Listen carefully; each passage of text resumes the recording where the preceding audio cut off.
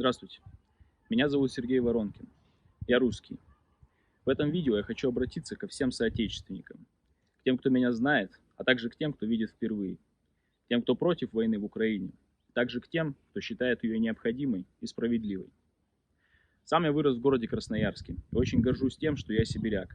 Сибирь– это регион сильных, закаленных суровым климатом людей. Я из семьи военных. Мой отец подполковник, артиллерист.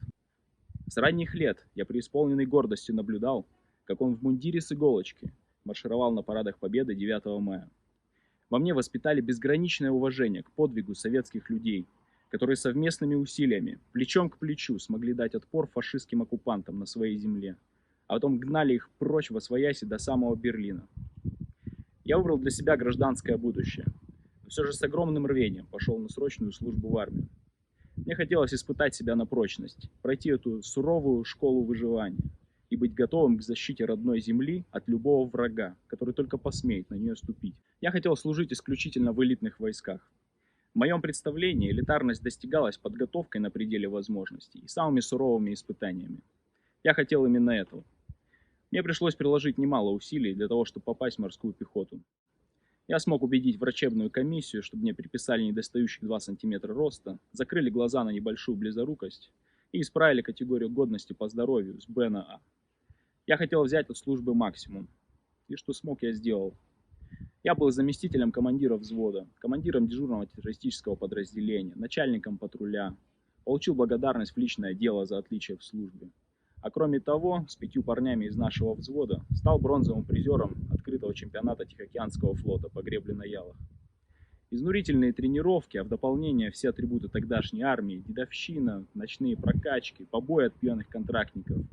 Все это был дикий, но бесценный опыт, которому я безмерно благодарен. После этого, во всяком случае морально и физически, я был готов ко многому.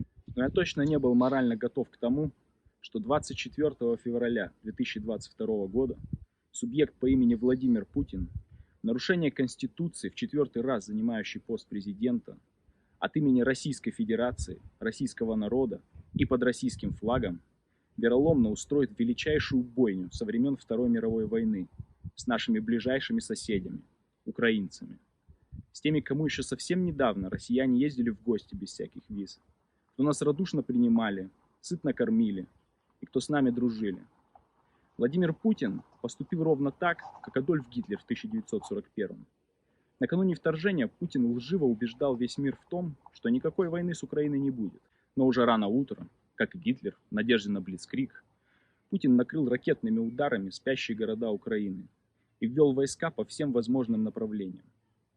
Путин – это военный преступник и международный террорист, и поддерживать его действия значит быть соучастником его бесчеловечных преступлений. Я это говорю как русский, который просто не хочет ассоциироваться с позорным бесчинством, происходящим под флагом моей родины, на земле моих соседей.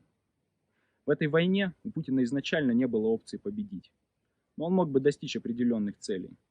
Если бы мировое сообщество не помогло украинцам, рано или поздно у них бы банально закончились оружие и боеприпасы. Путин закидал бы всю территорию Украины ржавыми советскими ракетами и мясом российских солдат, развернул бы там военные базы и скормил бы это россиянам как свой величайший успех. Он не победил бы украинский народ. Никто из них, от мала до велика, не ложился бы спать, не подняв за день на виллу хоть одного российского оккупанта. Но вполне возможно, что именно этого и добивался Путин. Он бы продолжал воевать с партизанами, под шумок пилить засекреченный военный бюджет и рассказывать россиянам, что только он способен сохранить мир и стабильность в регионе, будучи пожизненным царем. Но, к величайшему счастью, этого не случилось. Почти весь мир сегодня помогает украинцам бороться с абсолютным злом.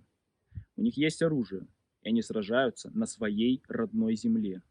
Сегодня практически каждый из них – это или военный на поле боя, или гражданский волонтер, содействующий армии внутри страны или из-за рубежа. Сегодня для них это священная отечественная война за право на существование их нации. И фашист Путин в этой войне обречен.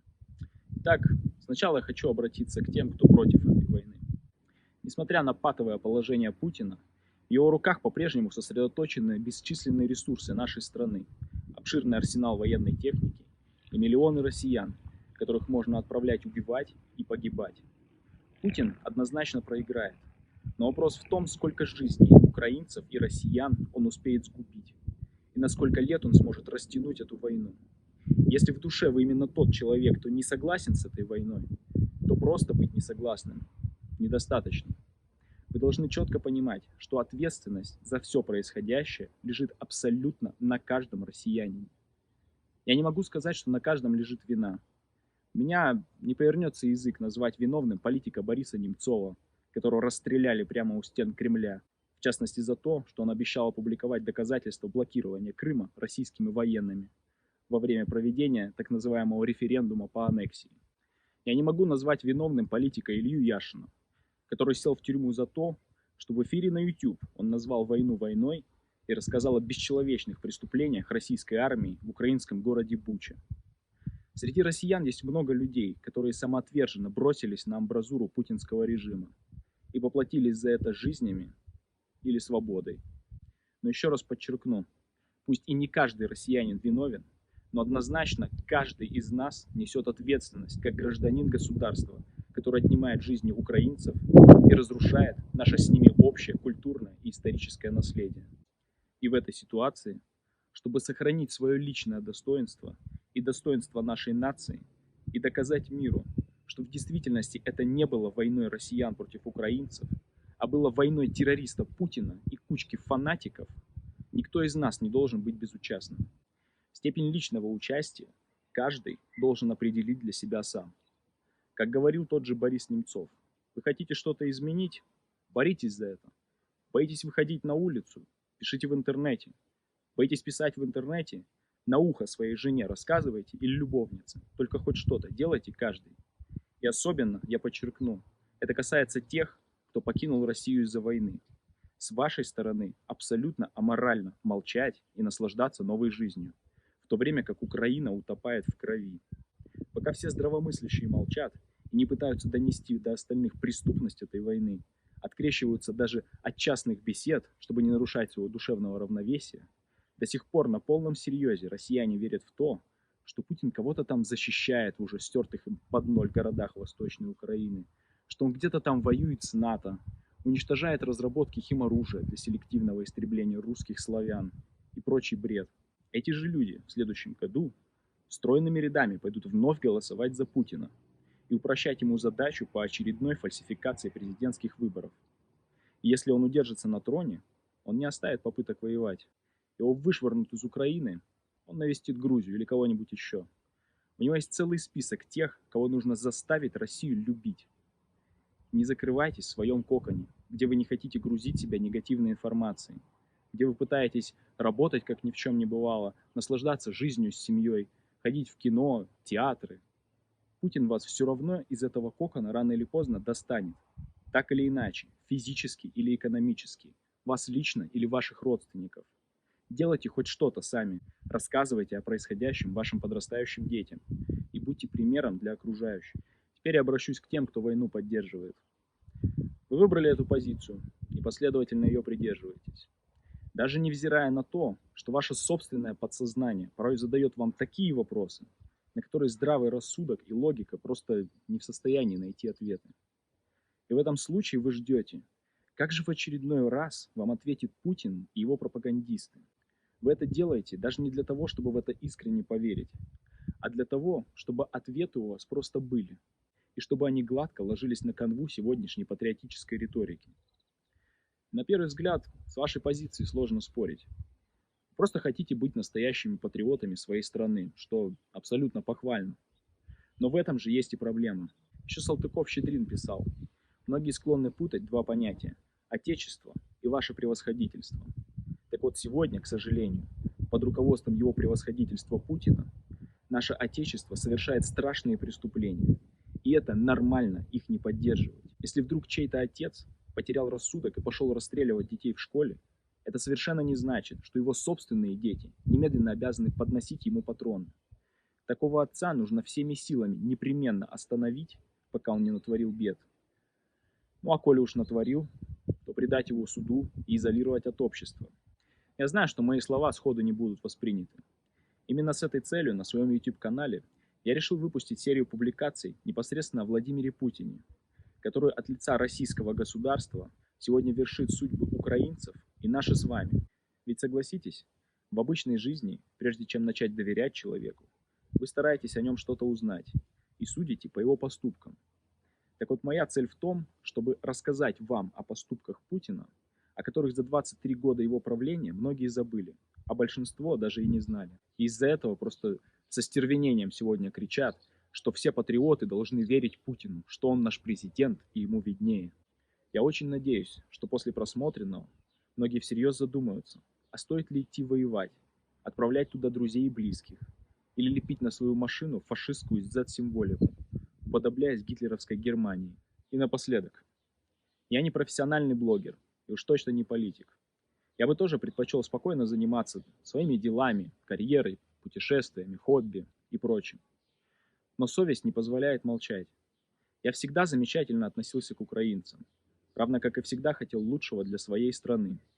Я хочу, чтобы как можно больше людей не оставались безучастными. Путин уже опозорил нашу страну на весь мир, поэтому не превращайте это в ваш собственный позор и позор всей нашей нации, если вы тоже считаете себя патриотами страны. Эта война непременно закончится, и ваши же дети будут вас спрашивать: «Мама, папа, а чем вы занимались, когда Путин сотнями тысяч убивал украинцев и россиян?» И хорошо бы, чтобы к этому моменту, в новых послевоенных реалиях, у вас были ответы, за которые вам не будет стыдно. Теперь отвечая на вопрос всех сознательных граждан, как начать действовать. Можете хотя бы распространить это видео среди своих друзей и знакомых, поставить лайки для продвижения и подписаться на канал. Это не коммерческий проект, с помощью которого я только лишь хочу внести свой личный вклад в разрушение террористического, фашистского режима Путина, в ослабление его поддержки среди своих соотечественников и в скорейшее завершение войны в Украине. Но я никого не хочу подставить, и поэтому я просто обязан сделать оговорку, что мое публичное заявление, как и вообще любое публичное осуждение Путина на нашей территории бесправия, сегодня вне закона. Открытые репосты этого видео могут обернуться для вас административным штрафом или даже уголовным преследованием. Поэтому, кто в зоне риска, пользуйтесь личными сообщениями и действуйте по ситуации. Каждый сам выбирает, какую цену он готов заплатить за отказ от сделки с совестью. Но еще раз повторю, важно делать хоть что-то, иначе мы не российское общество, а стадо безразличных покорных баранов. Всем добра, до свидания.